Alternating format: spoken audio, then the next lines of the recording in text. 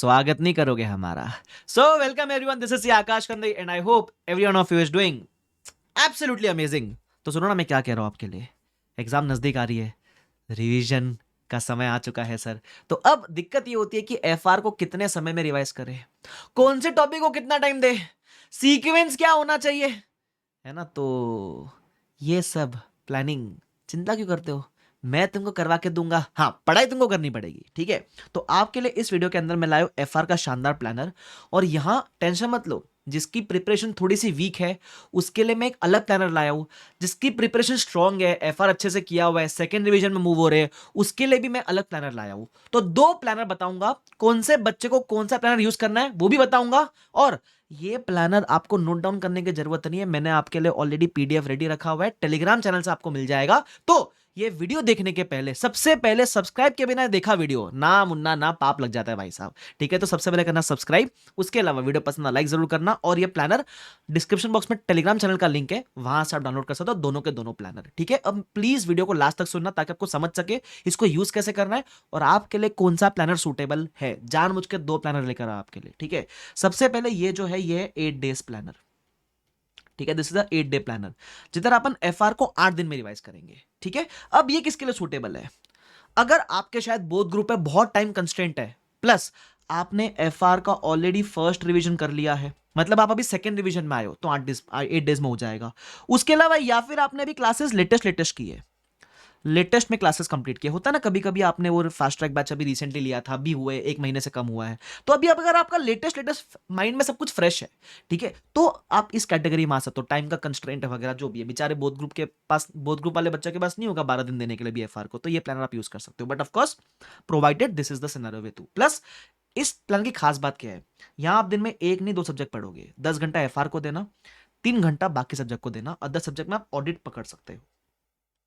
तो 8 दिन तक आपका एफआर तो हो जाएगा और ऑडिट का भी आपका एक अच्छा खासा पोर्शन कंप्लीट हो जाएगा, ठीक है। 3-3 घंटा। अब ये मत बोलना सर मैं 13 घंटा कैसे पढ़ूंगा, देखो एग्जाम नजदीक है, तो यहां भी 6-7 घंटे की पढ़ाई से काम नहीं चलेगा, ठीक है। Everyone is working hard, if you want to come in that passing percentage you have to work hard, ठीक है। तो बाय डिफॉल्ट वो प्रिजम्पशन तो है ही मेरा, क्या मेहनत तो करोगे, ठीक है। अब इसमें मैंने डे वाइज क्या कर रखा है, मैंने डे वाइज बता रखा है कि आपको कौन से दिन पे कौन से टॉपिक करने हैं, ठीक है। और अदर सब्जेक्ट के 3 घंटे, तो मुझे लगता है ऑडिट करने वाला तो सबसे पहले सुबह उठते 3 घंटा ऑडिट कर लेने का, 2 या 3 घंटा जो भी है, और बाकी फिर आप बाकी चैप्टर्स को टाइम दे सकते हो। तो मैंने ऐसे टोटल, ये डे 5 का दिख क्यों नहीं रहा है, रुको दिखेगा, 1 सेकंड देना मुझे।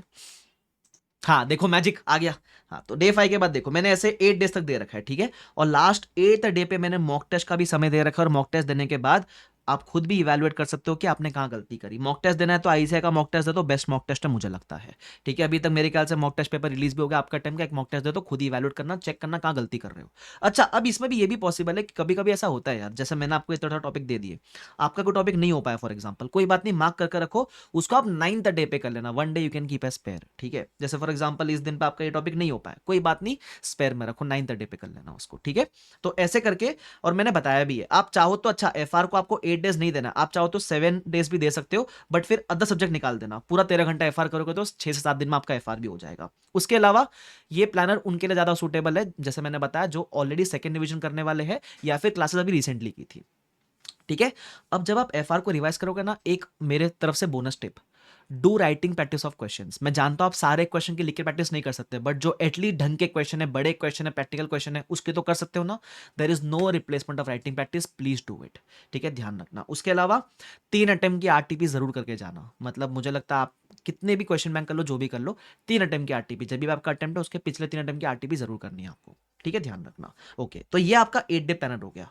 अब उनके लिए जिनका एक ही ग्रुप है शायद, और जिनका एक ग्रुप में सारी क्लासेस वगैरह हो चुके हैं, अब आपके पास सफिशिएंट 40 डेज वगैरह अवेलेबल है, ठीक है। तो ये आपके 12 डेज प्लानर, ये मैंने पहले भी शेयर किया हुआ बाय द वे, ठीक है। तो ये किसके लिए सूटेबल है, जिसको क्लासेस किए हुए काफी समय हो गया है ना, क्लासेस डन, मतलब टाइम हो गया क्लासेस किए हुए, या फिर अभी फर्स्ट रिवीजन करने वाला है ना, क्लासेस डन लॉन्ग बैक। तो अगर आपको मतलब एक ग्रुप देने वाले हो, समय है, और फर्स्ट डिवीजन में हो, और क्लासेस भी बहुत पहले वगैरह की थी, याद नहीं है, तो आप ये प्लानर यूज कर सकते हो 12 दिन का। इसमें मैंने सिर्फ एफआर करना है आपको, और इसमें मैंने बेसिकली प्लानर देखो वही है, मतलब डे वाइज शेड्यूल वही है, बट मैंने टाइमिंग बड़ा बड़ा के दिया हुआ है आपको, ठीक है। कि जैसे फॉर एग्जाम्पल इंडिया 16 वहां मैंने दिया हुआ है 3 घंटा, यहां मैंने दिया हुआ 4.5 आवर्स। सो ऑफकोर्स आपको एक रफ आइडिया मिल जाएगा ना, देखो मैं ये नहीं बोला एक्जैक्टली आपको मीट करना है, आप अपने सब शफल भी कर सकते हो इसको, ठीक है, but at least you have a idea कि हमको कहाँ तक पहुंचना है, कितने दिन में और कितना समय लगना चाहिए। जैसे फॉर एग्जांपल 4.5 आवर्स दिया, 4.5 का 4 घंटा लग सकता है, 5 भी लग सकता है, 5.5 भी लग सकता है, लेकिन 4.5 आवर्स का 10 आवर्स नहीं लग सकता। तुम समझ रहे हो मेरी बात, ध्यान रखना। उसके अलावा एक और बात जो मैं बताना भूल गया, इस प्लानर के अंदर मैं हमेशा ट्रैकर भी देता हूँ कि सपोज मैंने डे 1 का टारगेट दिया, तो बताओ उसको आपने कंप्लीट किया कि नहीं किया और कितना समय लिया। सपोज मैंने 1.5 आवर्स दिया था, आपने कितना समय लिया। तो इससे आपको एक ट्रैक रहेगा कि एग्जाम के समय या जब आगे सब्सिक्वेंट रिवीजन करोगे तो कितना समय लगना चाहिए। ये बहुत हेल्पफुल होएगा आपके लिए, ठीक है। तो I hope this proves to be helpful for you. तो मैंने इसलिए आपको 2 प्लानर दे रखे। ये अभी इसमें मत कंफ्यूज होना कि सर मैं कौन सा यूज करूं। देखो मैंने आपको बताया ना, आप कभी कभी ऐसा रहेगा कि क्लासेस बहुत पहले की, कुछ रिवाइज नहीं किया और टारगेट करो 8 डेज में कंप्लीट करने का, फिर आप अचीव नहीं करोगे, फिर डिमोटिवेशन आएगा। वो मत होने देना भाई। तुम समझ रहे हो, be smart enough, be wise enough to choose the correct planner for yourself. दो इसलिए नहीं देता कि कंफ्यूजन क्रिएट हो, 2 प्लानर इसलिए देता ताकि आप वाइजली चूज कर सको और अपने टाइम को अच्छे से यूटिलाइज कर सको, ठीक है। चलो, तो I hope this was helpful. बहुत मेहनत से बना आपके लिए प्लानर, तो हेल्पफुल होगा तो जरूर मुझे बताना कमेंट सेक्शन के अंदर। उसके अलावा लाइक करना, और अभी यहां तक देखने के बाद भी सब्सक्राइब के बिना देखा है ना मुन्ना ना, ठीक है। चलो, and of course you can download this planner from the Telegram channel. तो शुक्रिया एवरीवन, ऐसा आपके लिए बहुत सारी यूजफुल चीजें लाता रहूंगा इस चैनल के ऊपर। ओके, तो thank you so much, bye bye everyone, take care, see you all, bye.